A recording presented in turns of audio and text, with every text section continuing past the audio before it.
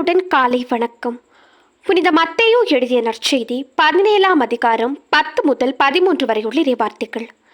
இயேசுவும் சீடர்களும் மலையில் இருந்து இறங்கி வந்தபோது சீடர்கள் அவரிடம், எலியாதான் முதலில் வரவேண்டும் என்று மறைநூல் அறிஞர்கள் கூறுகிறார்களே, அது எப்படி என்று கேட்டார்கள். அவர் மறுமொழியாக, எலியா வந்து எல்லாவற்றையும் சீர்படுத்த போகிறார் என்று கூறுவது உண்மையே. ஆனால் நான் உங்களுக்கு சொல்கிறேன், எலியா ஏற்கனவே வந்துவிட்டார். அவரை மக்கள் கண்டுணரவில்லை. மாறாக தாங்கள் விரும்பியவாறெல்லாம் அவருக்கு செய்தார்கள். அவ்வாறே மானிட மகனையும் அவர்கள் துன்புறுத்துவார்கள் என்றார். திருமுழுக்கு யோவானை பற்றி அவர் தங்களோடு பேசினார் என்பதை அப்போது சீடர்கள் புரிந்து கொண்டார்கள். இது கிறிஸ்துவின் நற்செய்தி. இந்த நாள் இனிய நாளாக அமைய வாழ்த்துக்கள்.